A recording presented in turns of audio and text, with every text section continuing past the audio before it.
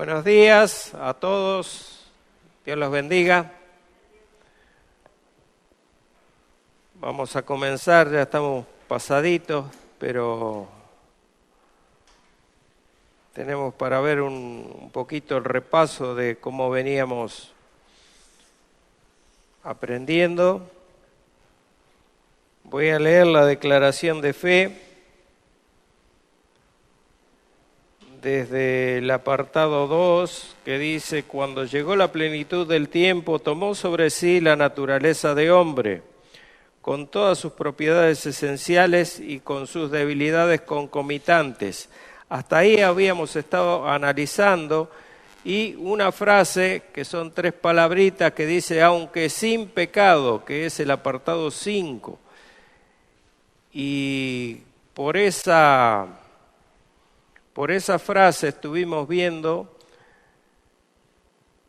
la impecabilidad o la pecabilidad de Dios, o sea, la posibilidad de que Cristo hubiera pecado, hubiera podido pecar, o la imposibilidad de que esto ocurriera. Y llegamos a una conclusión. ¿Cuál era la conclusión a la que llegamos? Que Jesús no solo nunca pecó, sino que Jesús no puede pecar. Y dijimos, ¿por qué no puede pecar? Porque la naturaleza de Dios, resumiendo todo lo que vimos, porque viajamos por todo el espectro posible, la naturaleza de Dios es santa. Santo quiere decir absolutamente separado de todo lo creado. Dios es un Dios trascendente, es un ser trascendente, o sea, está más allá de su creación, más allá de todo y por sobre todas las cosas. No solo eso, sino que su esencia, como un ser trinitario, es la santidad, la pureza y la verdad, en todos los sentidos posibles. Ir contra su naturaleza es imposible, Dios no puede ir contra su naturaleza. O sea que Dios no puede, sino de haberlo podido hacer, Dios hubiera dejado de ser Dios. Así que ya lo vamos a ver a esto a partir de ahora. Podemos ver que Dios no puede pecar desde otro punto de vista que todos los anteriores que vimos, desde el domingo pasado hasta ahora. Para esto debemos considerar quién es Dios, pero nuestra mente humana, que es finita, es limitada, es pobre en entendimiento de muchas maneras, no puede comprenderlo, no lo puede dimensionar a esto adecuadamente. De manera que una forma de que Dios se nos muestra con todas sus perfecciones es a través de sus revelaciones. Tiene distintas formas de revelarse Dios a nosotros. Una de esas revelaciones es, vamos al Salmo 19. Salmo 19, desde el versículo 1 al versículo 6. Hoy no tenemos el micrófono ni el ayudante, pero bueno. Dice: los cielos cuentan la gloria de Dios y el firmamento anuncia la obra de sus manos. Un día emite palabra a otro día y una noche a otra noche declara sabiduría. No hay lenguaje ni palabras, ni es oída su voz. Por toda la tierra salió su voz y hasta el extremo del mundo sus palabras. En ellos puso tabernáculo para el sol, y como un esposo que sale de su tálamo, se alegra cual gigante para correr el camino. Ese es el Dios creador que se manifiesta a través de su creación. Una parte de lo que Dios es, una parte de cómo se muestra a nosotros y cómo nosotros lo debiéramos entender. Sabemos que la ciencia niega todo esto. La ciencia niega a Dios y trata de encontrar una explicación lógica a algo que no es lógico. Porque no es lógico que Dios, siendo autosuficiente, autoexistente y eterno, quiera crearse los problemas que se creó cuando creó la humanidad. Pero Dios lo hizo por amor, no por necesidad, porque Él quiso, por su gracia, hizo todo, creó todo. La complejidad del diseño y el orden de la creación nos lleva a reconocer que detrás de todo lo que vemos, que entendemos que existe, hay un ser maravilloso, un ser todopoderoso, un ser admirable, algo que es superior a todo lo que podemos conocer. Y no solo un creador, sino, recuerden que muchas veces lo repetí, es sustentador de su creación. La vida sería imposible si Dios no sustentara la vida, porque las leyes físicas no se dan por una cuestión natural, entre comillas. La física es un acto de la soberanía de Dios que se ocupa de su creación. Si Dios dejara de ocuparse de su creación, las leyes físicas desaparecerían. La ley de la gravedad no existiría nada, la vida no existiría. Porque si uno, ya lo vimos a esto cuando vimos la creación, cuando vimos quién es Dios, todo eso, pero ni siquiera una planta podría germinar, crecer, vivir. Ningún ser humano podría vivir porque todo lo que somos y todo lo que hacemos se basa en que Dios está sosteniendo su creación y hace que las cosas ocurran. Todo es por su voluntad. Cuando estudiamos trascendencia e inmanencia de Dios vimos todo eso. Otra forma de revelación es a través de su palabra escrita, de la palabra de Dios que es la Biblia. Otra forma de revelación de las distintas porciones de la Escritura podemos determinar los atributos de Dios en esta otra forma de revelación. Y los atributos de Dios son perfecciones que Dios tiene. Como dijo un teólogo, sus atributos son sus perfecciones. O sea, los atributos de Dios son todas perfecciones, no hay cosas a medias. Algunos de sus atributos vamos a buscarlo en la Biblia para tener una certeza. Salmo 90,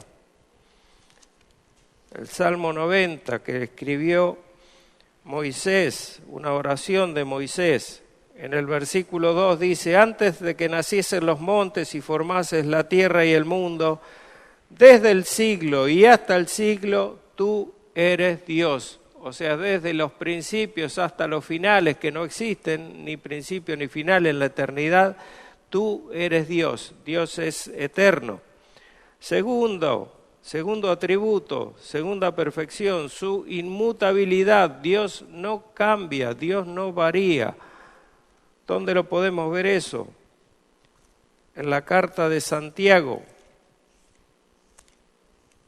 Santiago 1:17 dice: toda buena dádiva y todo don perfecto desciende de lo alto, del Padre de las luces, en el cual no hay mudanza ni sombra de variación. Dios no cambia, Dios es siempre el mismo. Otro atributo, su amor, primera de Juan 4:8, ahí cerquita nomás, primera de Juan 4:8. El que no ama, dice Juan, no ha conocido a Dios. ¿Por qué? Porque Dios es amor. Dios es amor. Cuarto atributo, su omnipotencia. Él es todopoderoso. No es superpoderoso Dios, es todopoderoso. O sea, su poder es ilimitado y está sobre todo. Apocalipsis 1:8 lo afirma bien claro a esto. 1:8 dice el Señor: yo soy el alfa y la omega, principio y fin, dice el Señor, el que es y el que era y el que ha de venir, el Todopoderoso. Su omnipresencia, Dios está presente en todo lugar y en todo momento. El Salmo 139 así lo atestigua. Un hermoso salmo. 139 dice en los versículos del 7 al 11, ¿a dónde me iré de tu espíritu? ¿Y a dónde huiré de tu presencia? Si subiera a los cielos, allí estás tú. Y si en el Seol hiciera mi estrado, he aquí, allí tú estás. Si tomare las alas del alba y habitare en el extremo del mar, aún allí me guiará tu mano y me asirá tu diestra. Si dijere, ciertamente las tinieblas me encubrirán, aún la noche resplandecerá alrededor de mí. Otro atributo, su santidad, absoluta pureza y separación del mal. Lo vemos en Habacuc 1:13. Nahum, Habacuc 1:13. Porque ahora, no, Habacuc, no Nahum, Habacuc, acá está. Muy limpio eres de ojos para ver el mal, ni puedes ver el agravio. La primera parte nomás del versículo vamos a leer, que hace a este atributo. Otro atributo, su justicia. Salmo 11, versículo 7. Salmos 11, versículo 7.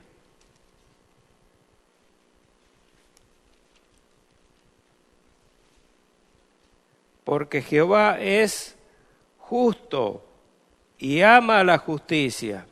El hombre recto mirará su rostro. Y un último atributo, no es que sea el último, porque estos sean todos, sino el último que vamos a ver es su verdad. En Tito 1:2 escribe Pablo, en la esperanza de la vida eterna, la cual Dios, que no miente, prometió antes del principio de los siglos. Dios no miente, Dios es verdad. Jesucristo dijo, yo soy el camino y la verdad y la vida. Estos atributos o perfecciones son un muy pequeño panorama de Dios. Esto que vimos recién es una muy pequeña parte de todas las perfecciones de Dios. Estos atributos se manifiestan en las tres personas, Padre, Hijo y Espíritu Santo. Y cada uno de estos atributos son verdades en cada una de las personas. O sea que no Dios Padre o no Jesucristo solamente, sino también el Espíritu Santo comparten todos estos atributos. Cada uno es perfecto y tiene todos estos atributos que vimos y más aún. Entonces, si Dios es santo, justo y verdadero y no puede hacer nada inconsistente con Él mismo, con su naturaleza, concluimos, por una lógica primitiva, primaria, podríamos decir, que Dios no puede pecar. Porque como les decía hoy, si Dios pecara, dejaría de ser Dios, simplemente con eso. Dado la santidad, la justicia y las demás perfecciones, es lo que Dios es, perfección. Es lo que Dios es. Eso es Dios, perfección. Dios es santo, santo, santo. Esto quiere decir es infinitamente santo. O sea, es santo sin medida. No hay nada que limite o que mesure, que mida, pueda medir la santidad de Dios. No existe porque es infinitamente santo. Esto es infinitamente o totalmente puro y apartado del mal. Entonces, como esto es así, vuelvo a repetir, si Dios pecara, dejaría de ser Dios. Su naturaleza ya no sería santo, santo, santo, ni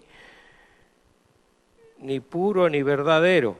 Por otra parte, no podemos concluir sin darnos cuenta del hecho sorprendente de que nuestro Dios santo, un día cuando Él quiso, cuando llegó el tiempo, como habíamos estudiado el domingo pasado, el anterior, no recuerdo, Dios se involucró con el pecado de este mundo, enviando a su Hijo a vivir en este mundo corrupto. Pero hay una cualidad especial en Cristo, que Él no se involucró con el pecado. Él vivió en un mundo de pecadores, vivió en un mundo de pecado, en un mundo caído, en un mundo corrupto, y sufrió todas las cosas que se sufren en este mundo corrupto, pero nosotros no lo podemos ver ni dimensionar. Parte de la pregunta que había hecho el hermano Héctor el domingo pasado, no podemos ver ni dimensionar lo que significa el pecado para un Dios santo, porque nosotros tenemos una naturaleza ya pecadora, o sea, estamos acostumbrados al pecado, es algo familiar para nosotros el pecado, cosa que no es así para Dios, no ha sido así para nuestro Señor Jesucristo tampoco, porque Él era Dios hecho hombre. Dios se encarnó con una misión, con un propósito. No se encarnó para ser como nosotros solamente físicamente, se encarnó para vivir en esta tierra como nosotros, pero no se involucró con el pecado. Él no tenía la concupiscencia en su carne era carne en el sentido físico, pero no en el sentido espiritual, lo que significa carnalidad. Dios era carnal en el sentido físico, pero no en el sentido espiritual. Él no tenía la concupiscencia y la inclinación al pecado. Él cargó, sí, con el pecado, y ese fue el sufrimiento que por lo que padeció aprendió obediencia, que ya vimos, analizamos ese versículo. Y vamos a leer 1 de Pedro 3:18. 1 de Pedro 3:18. Que dice: porque también Cristo padeció una sola vez por los pecados, el justo por los injustos, para llevarnos a Dios. Ese es el propósito por el cual se encarnó Cristo y por el cual sufrió todo lo que sufrió. Tengan en cuenta que Cristo sufrió desde su nacimiento, cuando era niño, cuando fue ya ministrando, cuando comenzó su ministerio, el abuso, la contra de los fariseos, el desprecio, sufrió la ira de los fariseos y de todos sus enemigos, sufrió el descrédito, todo lo que nosotros podemos conocer que un ser humano puede sufrir, Cristo lo sufrió. Y aún así decidió cargar con nuestro pecado y llevarlo a la cruz. El justo por los injustos, dice Pedro, para llevarnos a Dios, siendo a la verdad muerto en la carne, pero vivificado en espíritu. Al no tener pecado y al sufrir la ira de Dios, el Padre, en su cuerpo, y el no encontrar el Padre más que satisfacción por ver a su Hijo justo derramando la sangre por nosotros para hacer redención por nuestros pecados, no por los suyos propios, Dios se agradó, como dice la palabra de Dios. ¿Y qué hizo? Jesucristo resucitó por el poder del Espíritu Santo, dando así muestras claras de que su sacrificio por nosotros fue aceptado por el Padre. Y nosotros, creyendo en esa verdad, creyendo que la sangre derramada de Cristo nos redime y nos propicia, somos salvos. Primera de Pedro 2:24. 2:24. Quien llevó él mismo nuestros pecados en su cuerpo sobre el madero. ¿Para qué? Para que nosotros, estando muertos a los pecados, vivamos a la justicia, y por cuya herida fuimos todos sanados. Cristo debió sufrir para que nosotros fuéramos sanados. No podía ser de otra manera, no podía no sufrir Cristo. No podía no sufrir Cristo, porque el sufrimiento es la consecuencia. Acuérdense que todo pecado tiene sus consecuencias. El sufrimiento es una consecuencia directa del pecado. Imagínense cuánto debió haber sufrido Cristo, aparte de la separación con el Padre, físicamente por los pecados nuestros, habiendo cargado con los pecados de todo el mundo y viendo la magnitud y la variedad de pecados que somos capaces de cometer. Y aún los que no somos capaces nosotros de cometer o de haber cometido alguna vez. Hay gente que sí es capaz de cometer ciertos pecados que son tremendos. Bueno, Cristo tomó todos esos pecados y los llevó a la cruz y sufrió la ira del Padre por ellos. Romanos 3, 23 al 25. Romanos 3, 23 al 25. Por cuanto todos pecaron, sentencia Pablo, y están destituidos de la gloria de Dios, siendo justificados gratuitamente por su gracia, mediante la redención que es en Cristo Jesús, a quien Dios puso como propiciación por medio de la fe en su sangre, para manifestar su justicia a causa de haber pasado por alto en su paciencia los pecados pasados. Ahora vamos a seguir con el otro versículo, ya entramos al otro subpunto que es Hebreos 5:8. Voy a comentar esto y vamos a analizar otras cositas, algunas preguntas que hay que nos deberíamos hacer en esta declaración de fe, y voy a leer el resto de lo que dice la declaración de fe. Hebreos 5:8 dice: y aunque era hijo, por lo que padeció, aprendió obediencia. Ya vimos parte de esto, pero quiero seguir analizando este tema, este versículo. Al respecto, sabemos que nuestro Señor y Salvador Jesucristo no necesitaba aprender nada, porque el escritor de Hebreos dice aprendió obediencia por lo que sufrió, por lo que padeció, ya que Él era Dios omnisciente, porque dijimos que una de las cualidades de Dios era su omnisciencia, o sea, Él lo sabía todo. Sin embargo, tal como lo dejó entrever el escritor de Hebreos, aunque era hijo, o sea, aunque era Dios, el Hijo de Dios, esto es decir, que aunque estaba en la condición de Dios encarnado, por lo que padeció, Cristo padeció, aprendió obediencia. ¿Qué quiere decir el escritor con esto? Este último término está compuesto por dos palabras, la oración. Aprendió obediencia, aprender y obedecer. Vamos a tratar de analizar estas dos palabras porque son lo que le da el sentido a toda la frase, a todo el versículo. Aprender en el griego es la palabra manzano, no manzano. Viene del verbo maseo, que significa aprender de cualquier manera posible, ya sea por estudiar o por experimentar algo. Es decir, que por lo tanto podemos decir que Jesús experimentó en su humanidad, Jesús como hombre, Jesús con este cuerpo humano, como tuvo, hoy tiene un cuerpo humano también, pero es un cuerpo glorificado, pero antes de tener su cuerpo glorificado y tener su cuerpo de carne y hueso,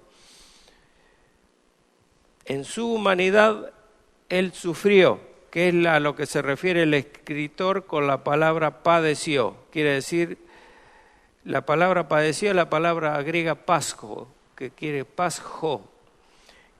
decir padecer, sufrir. La palabra obediencia es supakoe en griego, que significa en el original escuchar con atención, acatar, someterse, obedecer, etcétera, etcétera. Esto significaría algo así como ser coherente con su propia esencia en la persona de Jesús. ¿Por qué?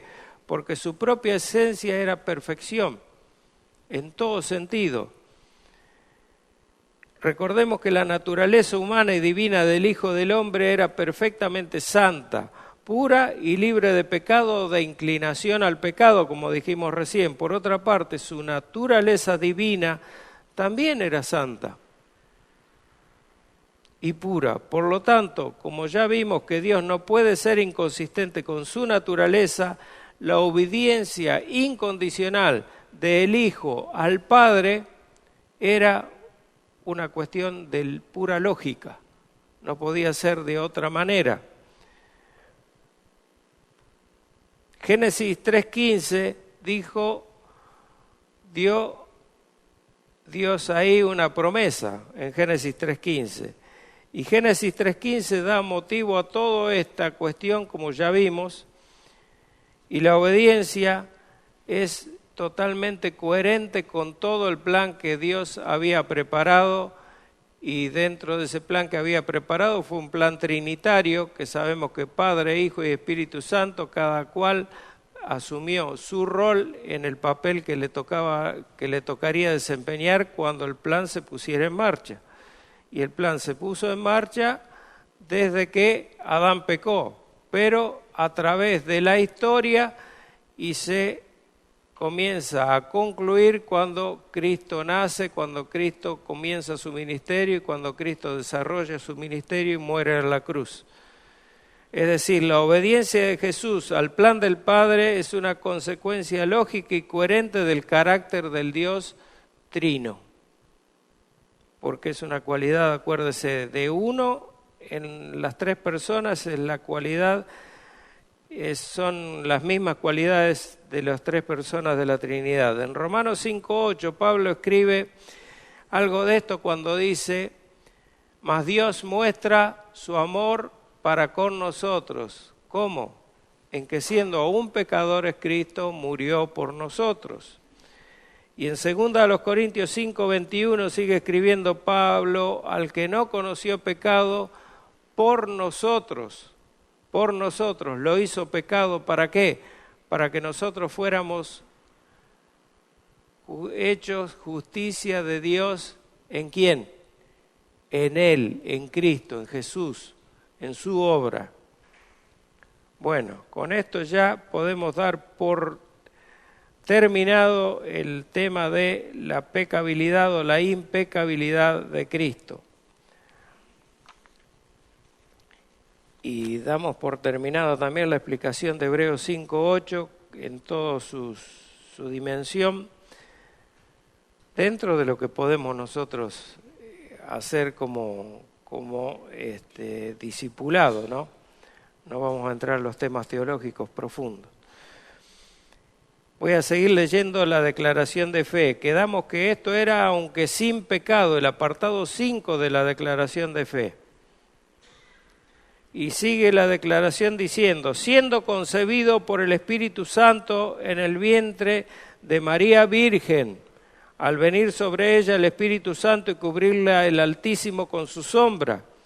Y así fue hecho de una mujer de la tribu de Judá, de la simiente de Abraham y David, según las Escrituras, de manera que dos naturalezas completas, perfectas y distintas se unieron inseparablemente en una persona.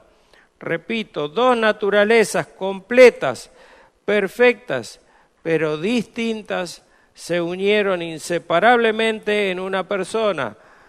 Esto quiere decir que Jesús no puede separarse de su naturaleza humana hoy, tampoco. Él es completamente Dios y completamente hombre. Y está de esa forma porque un día vendrá a reinar, va a ser el rey que esté reinando en este mundo, poniendo justicia, y nosotros con él. Y va a ser un hombre como nosotros, con el cuerpo glorificado, como seremos nosotros en aquel glorioso tiempo. De manera que dos naturalezas completas en una persona, pero sin conversión, composición o confusión alguna. Recuerden que la santidad de Dios es su absoluta separación de lo creado. Dios no se mezcla con lo creado. Cristo es hombre 100% y Dios 100%. No hay confusión alguna. Esta persona es verdaderamente Dios y verdaderamente hombre, aunque un solo Cristo, el único mediador entre Dios y el hombre. Los versículos de referencia, si ustedes van a la declaración de fe y leen, están un poco mezclados. Está mezclado el subpunto 5, el apartado 5, que dice, aunque sin pecado, con todo lo demás que dice siendo concebido por el Espíritu Santo, etcétera, etcétera. Pero vamos a hacer referencia al Nuevo Testamento, a Lucas 1:35, que habla de ya el subpunto 6.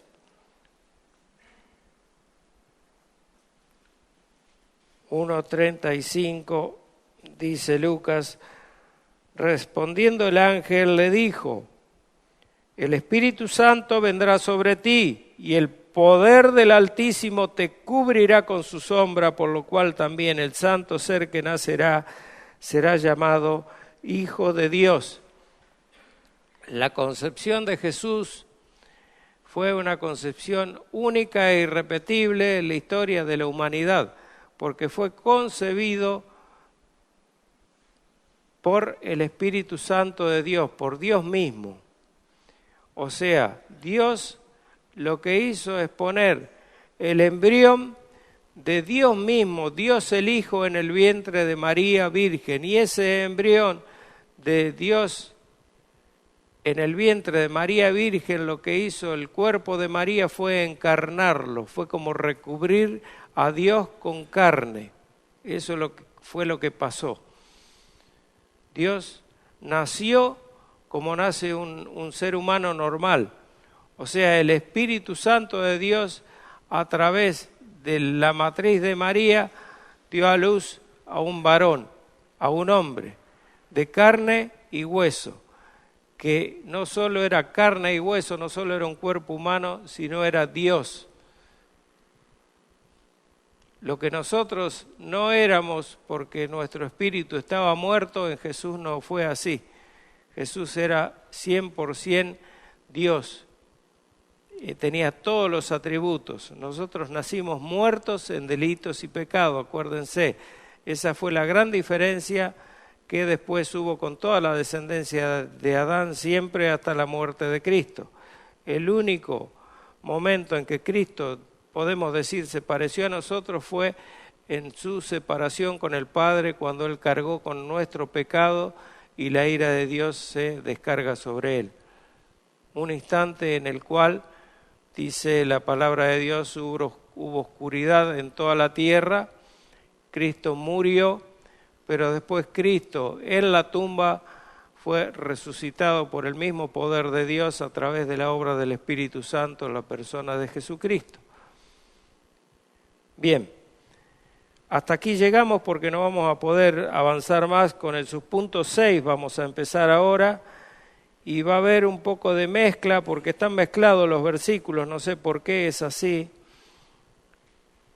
Versículos que hablan de la santidad de Cristo, que es el apartado 5, con el apartado 6, que es el que sigue, que habla de la descendencia de Abraham y de David, de la que viene Jesucristo, y según las Escrituras dice de la tribu de Judá.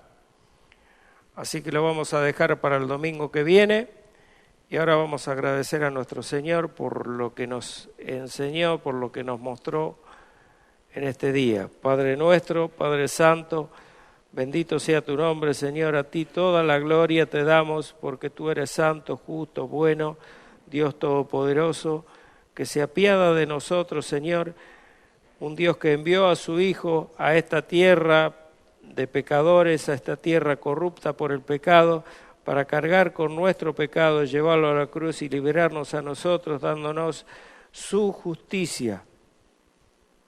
La justicia de Cristo, el justo muriendo por los injustos. Gracias, Señor, por esta obra maravillosa. Gracias, Señor, por todo lo que significa ese plan de redención preparado en la eternidad pasada para ser aplicada por Jesucristo, siendo hombre y siendo Dios, 100% hombre y 100% Dios, para morir en lugar nuestro en una cruz. Gracias por llevar nuestro pecado, gracias porque por la fe somos salvos, Señor, creyendo que esta obra maravillosa fue en favor nuestro y creyendo que Cristo es Dios, que Cristo es hombre, que Cristo está sentado a tu diestra, reinando en las alturas hasta que el último de sus enemigos sea puesto bajo estrado de sus pies en el momento en el cual Él volverá a buscar a su iglesia y volverá a reinar en este mundo. Anhelamos ese tiempo, Señor, y te damos gracias por esta reunión, por este día que nos diste. Esperamos que nos bendigas de principio a fin del culto, Señor, y que nos hagas escuchar tu palabra y que sea para edificación de cada uno de mis hermanos. Todo esto te lo pedimos y te damos gracias en el nombre precioso de Cristo Jesús. Amén y amén.